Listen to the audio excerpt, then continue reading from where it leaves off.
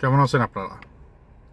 যে সমস্ত আওয়ামী লীগার ভাইদের দেশপ্রেম জেগেছে যখন তারা শুনেছে সেন্ট মার্টিন যেতে হলে রেজিস্ট্রেশন লাগবে, তার মানে সেন্ট মার্টিন আর আমাদের নেই, সেটা আমেরিকার কাছে বিক্রি করে দিয়েছে। এই সংবাদটা অনেকেই প্রচার করেছে, কিন্তু কিসের ভিত্তিতে করেছে সেই সূত্র কেউ দেয়নি। উল্টো যারা সরকারে আছে তাদের বলতে হয়েছে যে এই ধরনের কোনো সিদ্ধান্ত তারা নেয় নাই, এই বিষয়ে কোনো সিদ্ধান্ত তারা গ্রহণ করে নাই। কিন্তু একই কথা আমরা শুনেছি আওয়ামী লীগের আমলে, 2019-এ শুনেছি, 22-এ শুনেছি, 23-এও শুনেছি, এবং নিউজও হয়েছে। তখন তারা ঘুমন্ত ছিল, এখন তারা জাগ্রত, তারা দেশপ্রেমিক।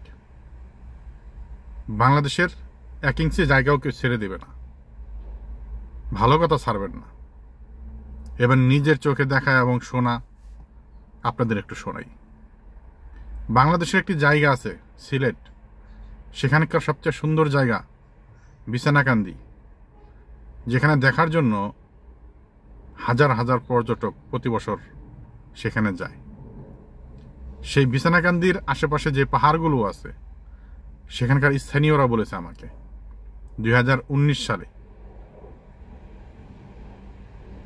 এই সরকার ক্ষমতায় আসার পরে, মানে আওয়ামী লীগ সরকার যখন ক্ষমতায় আসে, স্বৈরাচার ক্ষমতায় আসার পরে ওই পাহাড়গুলো ইন্ডিয়ার হয়ে গেছে। কিসের ভিত্তিতে? যে পাহাড়গুলো বাংলাদেশে ছিল, যেখানে বাংলাদেশিরা বসবাস করত, সেখান থেকে বাংলাদেশিদের উচ্ছেদ করে সেটা ভারতের কিভাবে হলো, একবার আপনাদের নেত্রীকে জিজ্ঞেস করবেন। আমি বর্তমান সরকারকে অনুরোধ জানাবো এই বিষয়ে তদন্ত করার জন্য, যে কিভাবে বিছানাকান্দির সেই সমস্ত পাহাড়, যেখানে বাঙালিরা বসবাস করেছে 71-এর পর থেকে গত তত্ত্বাবধায়ক পর্যন্ত, সেখানে আওয়ামী লীগ সরকার ক্ষমতা আসার পরে কিভাবে সেটা ভারতের হয়ে গেল। ভারতের হয়ে গেলে সেটাকে তারা মনে করে যে না, নিজেদেরই হয়েছে।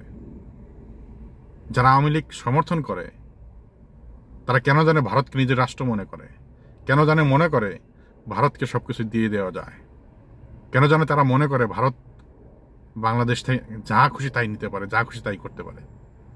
অবশ্য তাদের একজন মন্ত্রী তো বলেছিল স্বামী স্ত্রীর সম্পর্ক, তো স্বামী স্ত্রীর উপর কর্তৃত্ব দেখাবে, এটাই তো স্বাভাবিক। এই কারণেই মনে হয় আওয়ামী লীগের ভাই বেড়াদারদের কষ্ট হয় না যখন নাকি ভারত কোনো কিছু নিয়ে যায়। সেন্ট মার্টিন দ্বীপ কাউকে দেওয়া হয় নাই, কিংবা রেজিস্ট্রি করে যেতে হবে সেখানে, এরকম কিছু সরকার থেকে জানানো হয় নাই। তবে হ্যাঁ, সেটা একটা পর্যটক জায়গা হতে পারে।